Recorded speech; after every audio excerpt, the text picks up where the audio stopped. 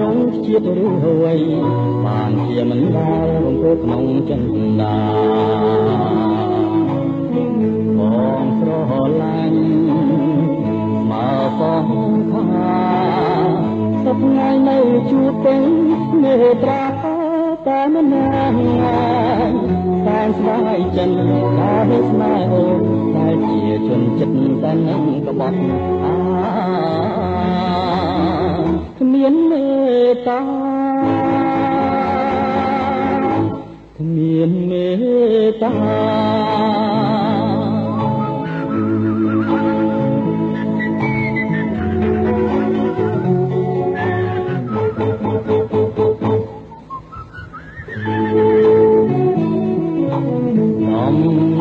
ទឹកណែ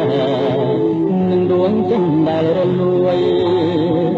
ក៏ពុំអាចបដូរបានវិញចិនភាពឆ្ងាយទៀងដែលស្បត់ស្បាយពីព្រាមមុនតែដោយសូមិនក្នុងរដូវវស្សានៃគុំគួននឹងទេស្នេហាជំរឿស្មើគ្នាចិនកំព្រារងនេះមិនងា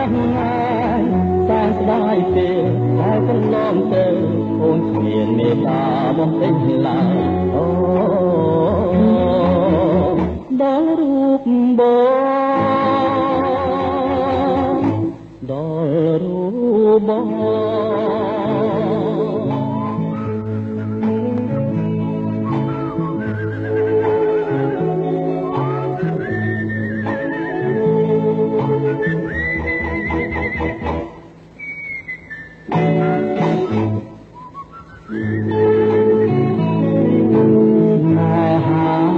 មានព្រំដែននឹងឲ្យកម្រិតdoorមកឲ្យជាជីវិតយ៉ាងខ្លោចផ្កាជាអង្គសានសរសងខិនអូននឹងវិលវិញក្នុងពេលដ៏ខ្លីរីត្រីដែលរាប់ពុំឆ្ងាញ់ស្រឡាញ់នឹងស្អប់អូនមានភាពដូចគ្នាបងសែនស្ដាយបានរងចាំជាច្រើនខែឆ្នាំនោះអីលើអូចាំជួបអូន